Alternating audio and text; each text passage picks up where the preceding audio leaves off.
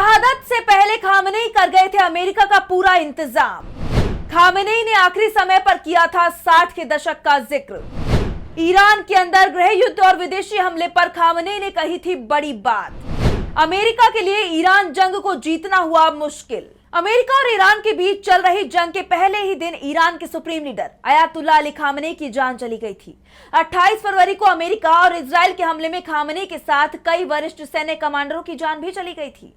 Khamenei की जान इसलिए गई क्योंकि उन्हें धोखा मिला था। अमेरिका ईरान से बातचीत कर रहा था, जिनेवा में बातचीत हो रही थी।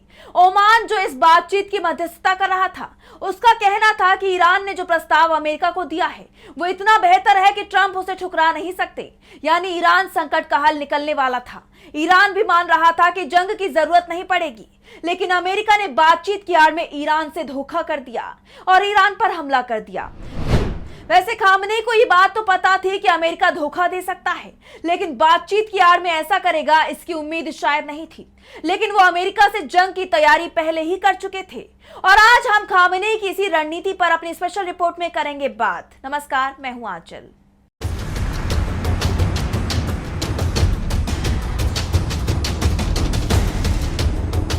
अभी हाल ही में इजराइल के हमले में इस्लामिक रिवॉल्यूशनरी गार्ड कोर यानी IRGC के इंटेलिजेंस हेड मजीद खादेमी की जान चली गई थी। लेकिन इस मौत से ज्यादा चर्चा उस डेथ वारंट की हो रही थी, जिसका जिक्र खुद खादेमी ने अपनी मौत से चंद दिन पहले एक इंटरव्यू में किया था। खादेमी ने खुलासा किया था कि ईरान के सर्वोच्च नेता अयातुल्लाह अली खामेनेई ने उनसे मुलाकात के दौरान एक ऐसी बात कही थी जो आज हकीकत बनती दिख रही है। खादेमी ने अपनी जान जाने से ठीक 10 दिन पहले अमेरिका की साजिशों को लेकर बहुत बड़ा दावा किया था।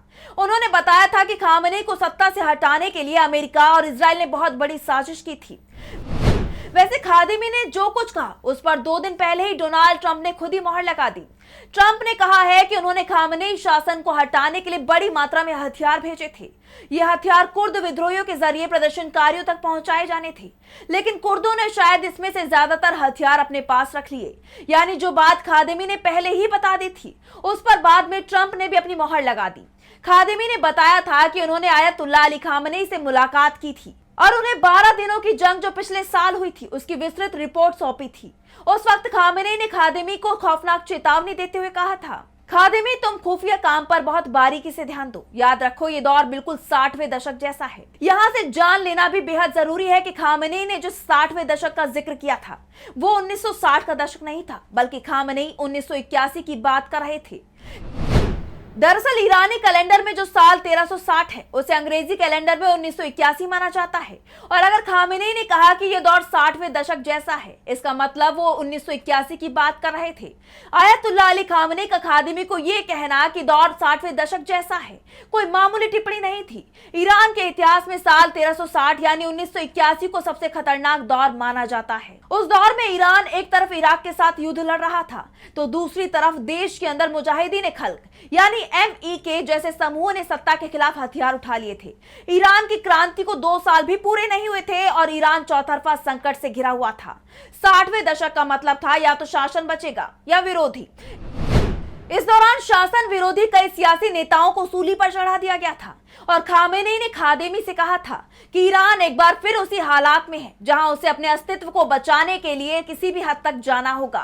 खामेनेई ने एक तरह से साफ कह दिया था कि जो लोग दंगा करेंगे, ईरान के खिलाफ जंग लड़ेंगे, उन्हें सख्त सजा दी जाएगी। अयातुल्लाह अली खामेनेई ने 2022 में भी एक भाषण में कहा था, हमें जानना चाहिए कि साल 1401 का खुदा वही है जो साल 1360 का खुदा था। यह साल 1401 का मतलब है 2022 से।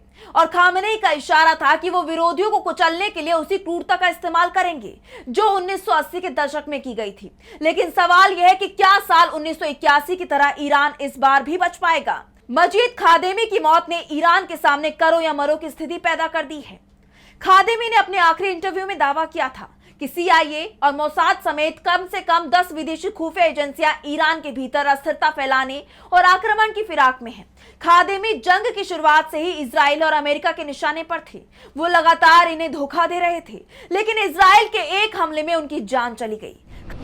खादेमी की जान जाने के बाद अब एक बार फिर खामेनेई की 60वें दशक वाली चेतावनी हकीकत में बदलती दिखाई दे रही है। खादेमी की मौत के बाद ईरान के अंदर एक अलग जंग शुरू हो गई है। जब खुफिया प्रमुख ही मारा जाए तो शासन को शक होता है कि भीतर ही कोई गद्दार बैठा है, क्योंकि खुफिया चीफ कभी खुलकर सामने नहीं आता और उसमें खादेमी जैसा व्यक्ति जिसके बारे में कहा जाता था कि अगर आप एक बार खादिमी से मिले और कुछ समय बाद दूसरी बार मिले तो आप खादिमी को देखकर खुद सोच में पड़ जाएं कि क्या इस आदमी से पहले कभी मिल चुका हूं, क्योंकि उनका हुलिया ही बदल जाता था। उनकी मौत ने कई सवाल खड़े कर दिए हैं। खादिमी ने यह भी कहा था कि खामेनेई को एहसास था कि अमेरिका के साथ एक जंग ईरान को लड़नी ही होगी, क्योंकि अमेरिका की नजर ईरान की संपत्तियों पर है।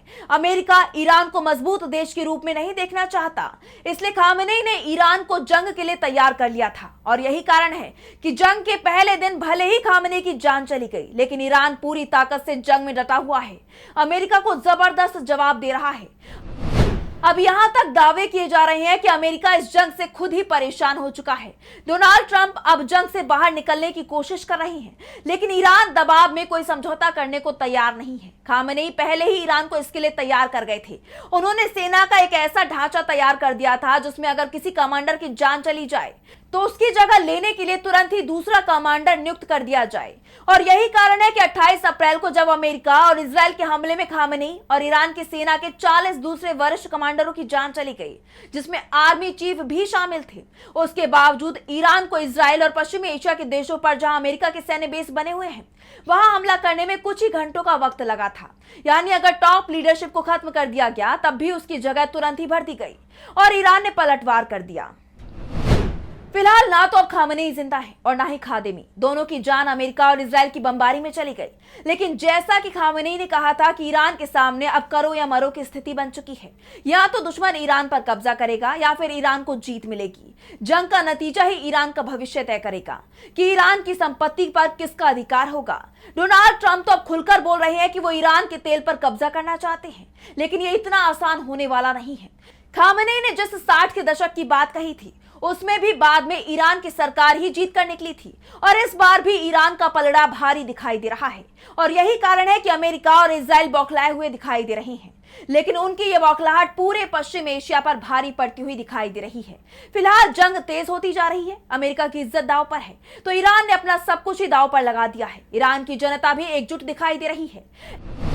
ऐसे में जंग का नतीजा जो भी हो, किसी की भी हार हो, लेकिन यह तय है कि जीत किसी को भी नहीं मिलेगी।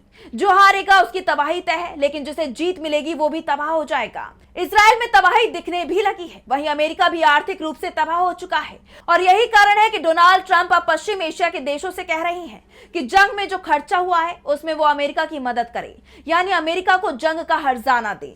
तो फिलहाल स्पेशल रिपोर्ट में बस इतना ही। वीडियो पसंद आया तो लाइक करें, साथ ही हमारे चैनल को सब्सक्राइब करें। नमस्कार।